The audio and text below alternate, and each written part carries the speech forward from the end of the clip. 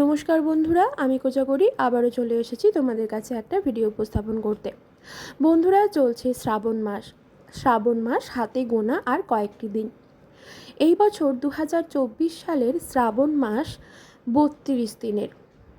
আগামীকাল বৃহস্পতিবার, মহাবৃহস্পতিবার, শ্রাবণ মাসের অন্তিম মহাবৃহস্পতিবার। বাড়ির মধ্যে যাতে কখনো অন্ন, অর্থ এবং বস্ত্রের অভাব না হয়, সেই কারণে তোমার বাড়ির তুলসী গাছের কাছে এই ক্রিয়াটি সম্পন্ন করো এবং ক্রিয়াটি সম্পন্ন করার পর এই মন্ত্রটি জপ করতে পারলে তোমার জীবনে কখনো মা লক্ষ্মীর অভাব হবে না। প্রচুর ধনধান্যে সমৃদ্ধ থাকবে তোমার সংসার। কি সেই স্পেশাল ক্রিয়া কিভাবে সম্পন্ন করবে অবশ্যই জানাবো।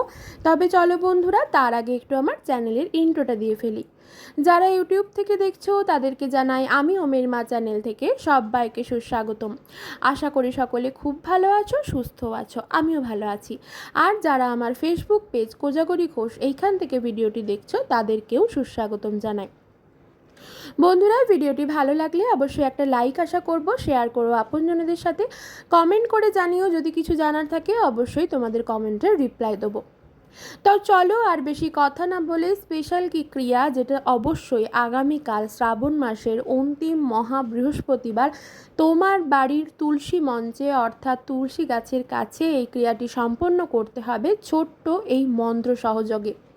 কিভাবে করবে সমস্তটাই বলি।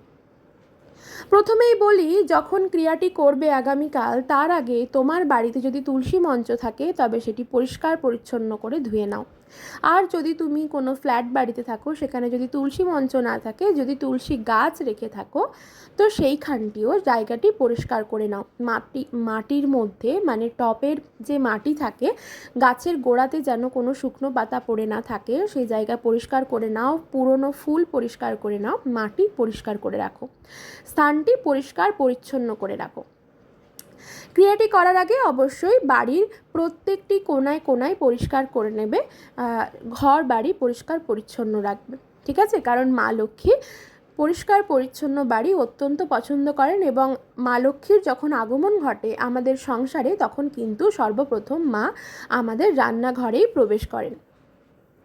তাহলে এই ক্রিয়াটি করার সময় তোমাকে তার আগে বাড়ি তো অবশ্যই পরিষ্কার করবে এবং তুলসী গাছের যে গোড়া সেখানটাও পরিষ্কার করতে হবে। বন্ধুরা, আমরা একটা জিনিস জানি, যেটা শাস্ত্রেও বলা আছে, রবিবার দিন তুলসী মঞ্চে কখনোই জল দেওয়া বা সন্ধ্যা প্রদীপ দেখানো এগুলো চলে না। কারণ শাস্ত্রে পরিষ্কার বলা আছে, মা তুলসী রবিবার দিন উপবাস করেন প্রভু শ্রী হরির জন্য। তাই তুলসী মঞ্চটিতে বা তুলসী মন্দিরে বা তুলসী গাছে রবিবার দিন এবং একাদশীর দিন ভুল করেও কিন্তু জল, ফুল এবং ধূপ বা প্রদীপ দেখাবে না। তোমাকে যেটা করতে হবে, আগামীকাল বৃহস্পতিবার দিন সন্ধেবেলায় সম্পন্ন করতে হবে। সন্ধেবেলায় সর্বত্র সন্ধে দেখানোর পর প্রত্যেকটি ঘরে নিশ্চয়ই সন্ধে যে প্রদীপ প্রজ্বলন করো সেটি নিশ্চয়ই প্রত্যেকটি ঘরেই ঘোরাও। সেই সন্ধ্যা প্রদীপ ওই দিনও তুলসী গাছের কাছেও ঘোরাবে, সাথে ধূপ দেবে, ধুনো দেবে। ধুনোর মধ্যে অবশ্যই কর্পূর দেবে, ঠিক আছে? 2টো তেজপাতা, 3টে গোটা অক্ষত লবঙ্গ, একটা ছোট এলাচ এবং অল্প একটু কর্পূরের গুঁড়ো, যদি ভীমসেনীর কর্পূর থাকে সেই কর্পূরের গুঁড়ো দাও, এবং যদি না থাকে সেক্ষেত্রে বাজারে চলতি যে ট্যাবলেট কর্পূর থাকে সেটা দাও। দিয়ে তুমি প্রত্যেকটি জায়গায় ধুনো দেবে, এমনকি ব্যালকনি, রান্নাঘর, নিজের বাড়ির বাথরুম, সর্বত্র।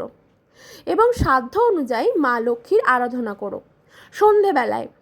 এইটা কিন্তু আমি সকাল বা দুপুর বা বিকেলে বলছি না, এটা সন্ধেবেলায় বলছি, যখন তুমি সন্ধে দেখাবে।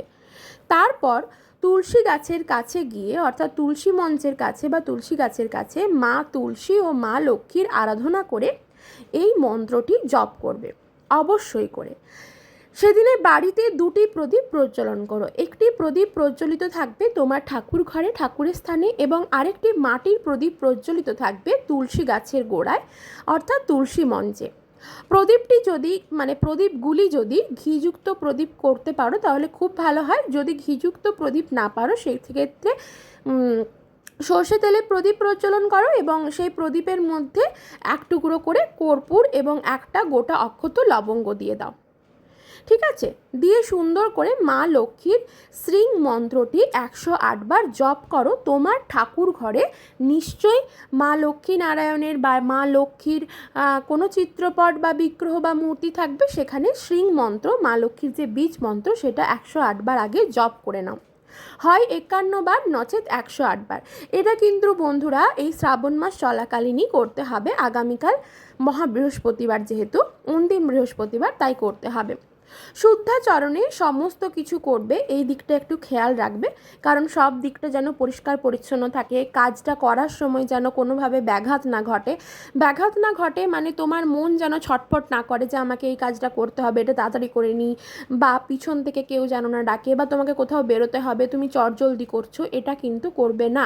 যদি এমনটা থাকে তাহলে করার দরকার নেই, যদি তোমার হাতে সময় থাকে তবেই করো। এটা অর্থ রিলেটেড একটা টোটকা, ঠিক আছে? তাছাড়া বাস্তুদোষও দূর হবে এই ক্রিয়ার মাধ্যমে।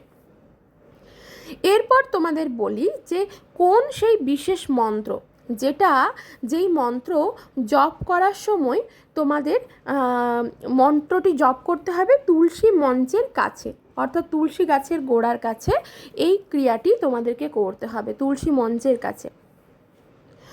এটা করার জন্য, এটা যখন উচ্চারণ করবে, এই মন্ত্র উচ্চারণ করলে তোমার আর্থিক সৌভাগ্য এবং সংসারে শান্তি ফিরে আসবে।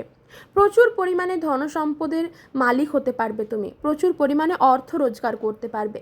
তাছাড়া কিছু মানুষ থাকে, আমরা অনেকেই বলি যে আমাদের খুব বেশি অর্থ চায় না, কাজ চালানোর মতো, প্রয়োজন মেটানোর জন্য যতটুকু প্রয়োজন হয় ভগবান সেইটুকুই দিক, যাতে সুখে স্বাচ্ছন্দ্যে আমাদের জীবন কেটে যায়। অনেক মানুষ থাকে যারা প্রচুর পরিমাণে রোজগার করে কিন্তু টাকা রাখতে পারে না, সঞ্চয় করে রাখতে পারে না, এদিক সেদিক করে টাকা বেরিয়ে যায়, সঞ্চিত ভাণ্ডারে হাত দিতে হয়। অর্থাৎ এটার জন্য মানতে হবে বাড়িতে অলক্ষ্মী প্রবেশ করেছে, লক্ষ্মী থাকছে না, লক্ষ্মী বিদায় নিচ্ছে। তোমাকে উচ্চারণ করতে হবে বিষ্ণু মন্ত্র, ঠিক আছে?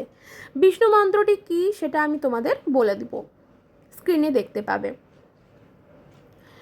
তোমাদেরকে উচ্চারণ করতে হবে বিষ্ণু মন্ত্র, তাই অতি অবশ্যই তুমি তোমার তুলসী মঞ্চের সামনেই কিন্তু উচ্চারণ করবে এই বিষ্ণু মন্ত্র, ঠিক আছে?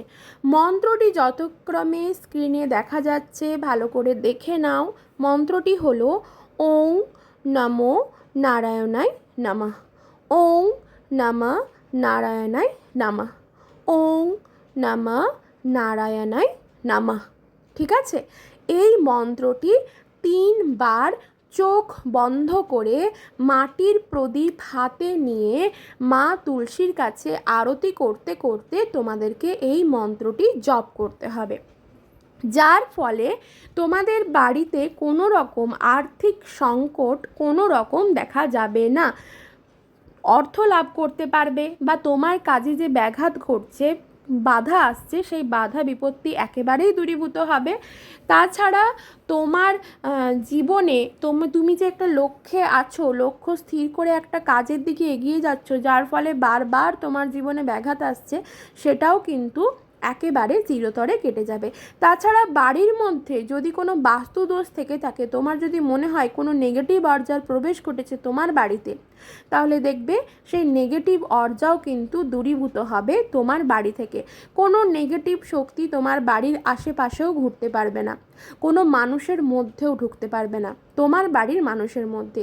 এই ক্রিয়াটি মন থেকে ভগবানের ওপর আস্থা বিশ্বাস রেখে টোটকা ক্রিয়াটি করে দেখো, কারণ বন্ধুরা আমরা সকলেই জানি বিশ্বাসে মিলায় বস্তু তর্কে বহুদূর। তাই এই সকল টোটকা ক্রিয়া করতে গেলে কখনোই অবিশ্বাস করো না, তর্ক বিতর্কতে যেও না। যদি মনে হয় যে এগুলো ফালতু, তাহলে করারই দরকার নেই। যদি মন থেকে চাও অবশ্যই করবে, 1 সপ্তাহের মধ্যেই ফললাভ করবে, জীবন পাল্টে যাবে, জীবনের মোড় ঘুরিয়ে দেবেন মা লক্ষ্মী আর ভগবান শ্রী নারায়ণ। তবে বন্ধুরা আগামীকালই করতে হবে, কারণ আগামীকাল শ্রাবণ মাসের অন্তিম মহা বৃহস্পতিবার। ক্রিয়াটি করো, হাতে নাতে ফললাভ করবে, 1 সপ্তাহের মধ্যে মিরাকেল ঘটবে তোমার জীবনে। অবশ্যই বলবো ভিডিওটি ভালো লাগলে একটা লাইক করো, শেয়ার করো আপনজনদের সাথে। তোমাদের যদি আরও কিছু জানার থাকে অবশ্যই আমাকে কমেন্ট করো, আমি তোমাদের কমেন্টের রিপ্লাই দেবো। ক্রিয়াটি করো, হাতে নাতে ফল লাভ করবে। ভালো থেকো।